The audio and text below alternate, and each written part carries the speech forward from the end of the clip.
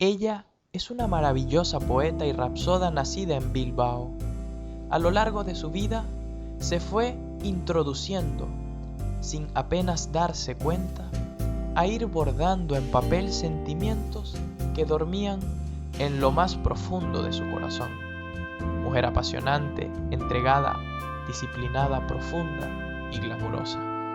Podemos mencionar que estuvo 35 años de su vida en un importante cargo profesional. También que ha tenido una larga andanza en el camino de las bellas letras, sin saber que encontraría el oasis perfecto en el que refugiarse, nutrirse y resucitar: la poesía. Esta vez nos ha concedido el permiso de saber con un poco más de cercanía, con un poco más de intimidad, su vida, su maravillosa vida. Hoy presentamos A Solas con Carmen Martínez.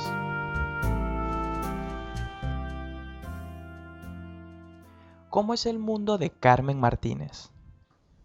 Voy a responderte en el mismo tiempo verbal en el que formulas la pregunta. ¿Cómo es? Pues mira, es sereno y a la vez efervescente, apacible, apasionante y sobre todo es de un profundo agradecimiento al privilegio de vivir. ¡Wow! ¡Qué maravilloso! ¿Y quiénes te han influenciado? ¿Qué mujeres de la historia lo han hecho? Nunca he podido responder a este tipo de preguntas de una manera categórica. Sí puedo decirte con qué tipo de mujer me identifico. Vulnerable, pero no frágil. Tierna en su fortaleza y segura en su debilidad. Recuerdo un poema de Gioconda Belli, gran poeta y gran mujer, que dice: siento que soy un bosque, que hay ríos dentro de mí, montañas, aire fresco, y me parece que voy a estornudar flores, y que si abro la boca provocaré un huracán con todo el viento que tengo contenido en los pulmones. Qué maravilloso escucharte aclarándome que tu vida es serena y a la vez efervescente con este grandioso poema. Aunque suene un poquito reiterativo, quisiera preguntarte, ¿qué mujeres admiras? Pues mira, te matizo la pregunta, si me lo permites, y diría: ¿qué clase de mujeres admiras? En parte te lo comentaba hace un momento en la anterior pregunta, pero puedo añadir que a cualquier mujer que ha luchado y sigue luchando por su lugar en la sociedad. Permíteme una anécdota. Le preguntaron a Madame Curie qué se siente al estar casada con un premio Nobel, y ella contestó: no lo sé, pregúnteselo a mi marido. Es que Madame Curie ganó 2 premios Nobel, uno en física junto a su marido Pierre y otro en química ella sola. Y no olvidemos que fue la primera mujer en recibir un premio Nobel. Qué maravilloso. Y gracias por también recalcar ese maravilloso lugar que ocupan las mujeres en esta sociedad y lo importante que son, así como lo fue Madame Curie. ¿Qué da sentido a tu vida, Carmen? ¿Por qué luchas? ¿Qué te motiva? Pues mira, me quedo con la última pregunta. Esa, ¿qué me motiva? Porque pienso que en ella se engloban las otras dos. Fundamentalmente me mueve la idea de no dilapidar ese bien inigualable llamado tiempo. La vida a veces viene cargada de sorpresas, pero estamos tan inmersos en la prisa, en ese vértigo de ansiedad, a la espera siempre de lo que no sucede, que no somos capaces de percibir, y como si tuviésemos atascado el olfato del alma, dejamos que pasen por nuestro lado sin apenas tocarnos, cosas sencillamente maravillosas. ¿Acaso se nos escape un suspiro de ausencia, tan solo eso, y sigamos pendientes del próximo vuelo de una hoja de otoño, de un murmullo de viento, de una mirada fugaz, sin atrevernos a atrapar ese instante único en el que se nos está ofertando una gota de dicha? olvidando que una humilde gota, unida a otra humilde gota, acaba formando un océano. Efectivamente, así es como se forma un océano, gota a gota. Y es muy importante eso que me dices de no dilapidar, de no dejarlo escapar para poder vivir cada momento. Unido a esto, quisiera preguntarte algo que ya me habías comentado. ¿Qué quiere decir quitarte todas las espinas hasta quedar redondita? Pues mira, corregiría ese rotundo todas con un casi todas, porque creo que es necesario dejar alguna para que te recuerde lo vulnerable que eres. Me parece un buen ejercicio de humildad con el que te reconoces en ese barro que late. Mira, precisamente ese fue el título de uno de mis poemas, El latido del barro. Y por esto me atrevería a decir que la humildad es realmente una joya. También tuve la oportunidad de leerme este maravilloso poema y me pareció que es espectacular. Por este motivo quisiera preguntarte, Carmen, ¿has tenido momentos de dolor? Pues te voy a devolver la pregunta. Entonces, ¿qué entiendes tú por vivir? Pues claro que he tenido momentos de dolor muchísimas veces, afortunadamente añadiría, momentos en los que me he identificado plenamente con esa expresión hecha añicos. Pues tienes toda la razón. Y ya que me devuelves la pregunta, me atrevería a decir que el dolor es nada más que gasolina en bruto. Por eso te quisiera preguntar, ¿cómo es tu relación con la poesía? Pues te diría que mi relación con la poesía es de absoluta complicidad. Por esta hermosa y clara complicidad que hay entre tú y la poesía, te pregunto, ¿qué lugar ocupa la poesía en este momento tan mediatizado, acelerado y sobreestimulado? Y tan vacío, ¿verdad, Alexandre? Pues creo que es importante, muy importante, el lugar que ocupa. Es esperanzador descubrir la cantidad de gente joven que se incorpora al mundo de la poesía, haciendo que, como dijo nuestro gran poeta Gabriel Celaya, la poesía sea un arma cargada de futuro. Y esta maravillosa arma cargada de futuro, ¿cómo llegó a tu vida? ¿Cómo llegó la poesía a tu vida? Pues mira, tengo que confesarte que descubrir la poesía fue encontrarme con ese amante inesperado al que te entregas total y apasionadamente. Jamás pensé que en ella hallaría el oasis perfecto en el que refugiarme, nutrirme, resucitarme. Y es que escribiendo poemas me siento renacer de las cenizas y lo hago desde la memoria afectiva en la que el amor se encuentra con el dolor, el deseo con el desamor y la melancolía llena el espacio habitado por la soledad. La verdad es que me siento afortunada de haber sido capaz de percibir esa gota, ese regalo, ese don. Aunque debo admitir que jamás pensé que la poesía pudiese abarcarme, habitarme, apoderarse de mí lenta pero imparable, asentándose en mis adentros como la raíz del árbol que invade la tierra. Y así de a poquitos, la percepción de mi realidad, de este tránsito tan breve que llamamos existencia, fue transformándose en un foco potente, iluminando mi oscuridad.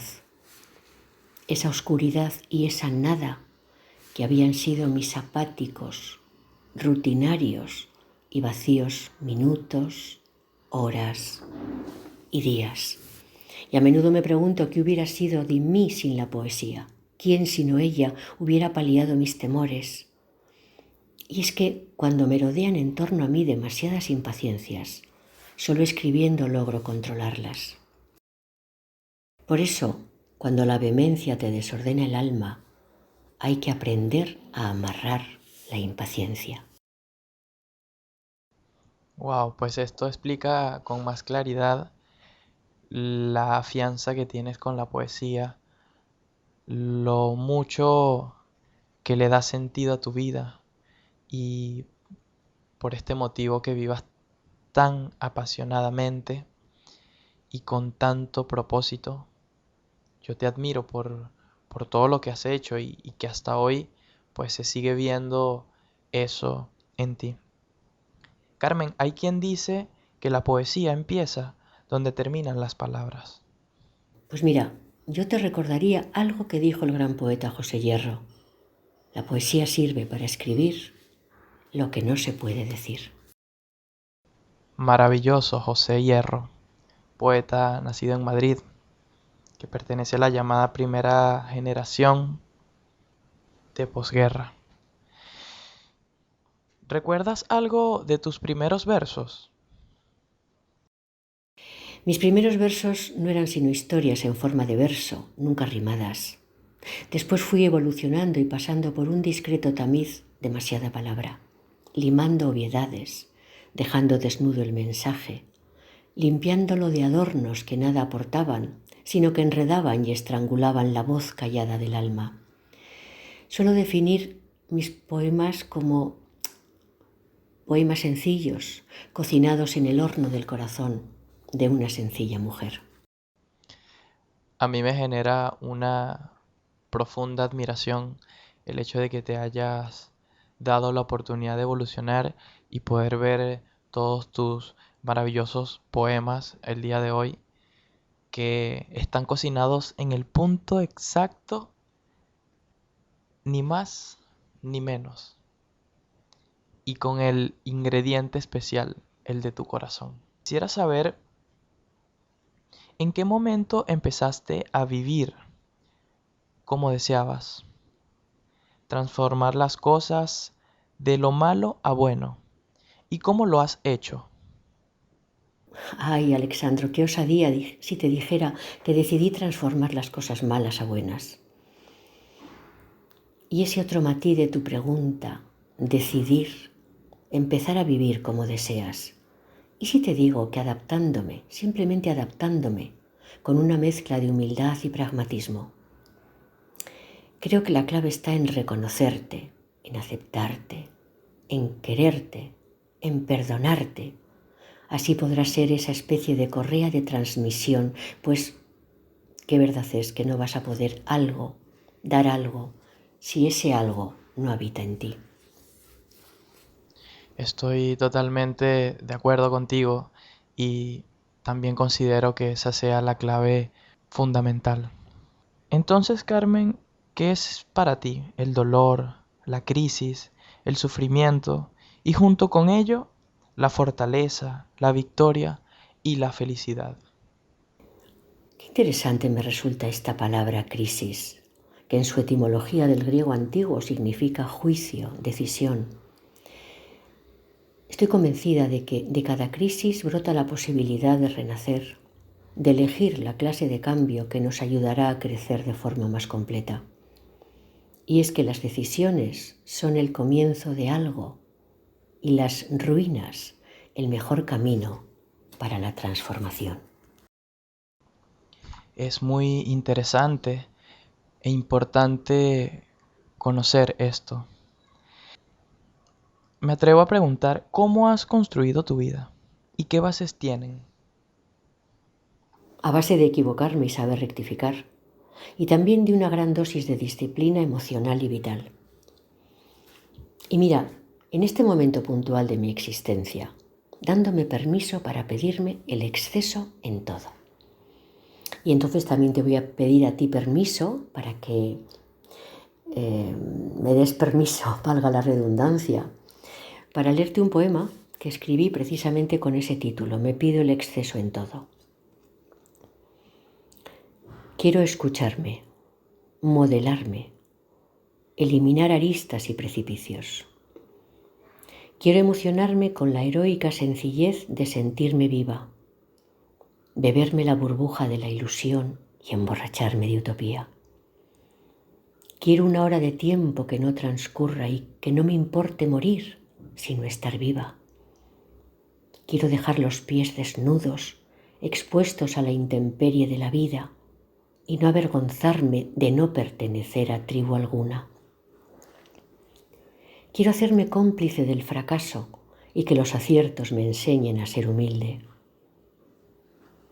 Y por último, me pido el exceso de amar con avaricia. Wow, qué increíble permitirse el exceso de casi todo, o de todo. Pues yo me quedo con emborracharme de utopía, ser cómplice del fracaso y la heroica sencillez de sentirse vivo y de escucharse. Hermoso poema, Carmen. Quisiera saber cuáles son las creencias que tú consideras más importantes. Pues mira, yo cambiaría el concepto de creencias, que a veces puede resultar peligroso, por ese abanico de la palabra valores. Y estoy segura de que tú y yo coincidiríamos en la mayoría. Para mí hay dos, por ejemplo, que ocupan los primeros puestos, que son la honestidad y la lealtad. Totalmente, Carmen. Estoy totalmente de acuerdo contigo y coincido en esos dos valores que son sumamente importantes hoy, mañana y siempre, porque son los valores los que determinan las acciones y los pensamientos de las personas. Entonces, ¿cómo se transforman las circunstancias oscuras en claras? ¿Cómo se cambia la mirada de la vida? ¿Y qué herramientas tenemos? Pues Alexandro, acabas de dar en el clavo. ¿Sabes cómo? Ensayando otra mirada. Hay un pequeño poema en el que yo hablo precisamente de ensayar otra mirada y entre otras estrofas digo, si no hay abrazos que me abracen, seré yo quien me los preste. Y si se hiela mi cuerpo, seré yo quien lo atempere. No busques fuera, busca en ti. Ciertamente, di en el clavo. Ensayar otra mirada. Me quedo con esto. Otra mirada hacia adentro también. Ahora te escucho y con carácter de fascinación te pregunto, ¿qué son para ti tus manos, tu voz y tu corazón? Ay, sabes, adoro a Gloria Fuertes, su inmensa personalidad. Así que, en fin, voy a recordar una cosa que ella decía. Decía, primero pienso, después siento. En ese sentir pensar se engendra el poema y veloz se inicia el recorrido mágico. Corazón, mente, dedos, voz. Yo creo que he contestado a tu pregunta, ¿verdad? Vaya, vaya que lo has hecho. Y por último, pero no menos importante, quisiera hacerte esta pregunta. ¿Qué haces antes de escribir y de recitar? Pues mira, te voy a comentar. Primero de recitar, que es muy fácil. Me intento meter en una burbuja de silencio, porque no me interesa nada lo que hay fuera. Entonces suelo estar en silencio. Si recito con alguien más, que así suele ser, no participo de la conversación, sino que estoy en otro sitio, ¿sabes? Y en cuanto a escribir, pues tengo que decir que cuando escribo no suelo pensar en el lector. La verdad es que no pienso en él, porque me parece que cada uno tenemos nuestra propia atmósfera, esa dilatación distinta frente al calor, a la emoción, una contracción diferente ante el frío de la distancia, porque a mí me parece que cada uno llevamos oculta nuestra temperatura más íntima. Por eso no pienso en el lector. Digo lo que yo siento, lo que yo en ese momento albergo en mi corazón y no me pregunto qué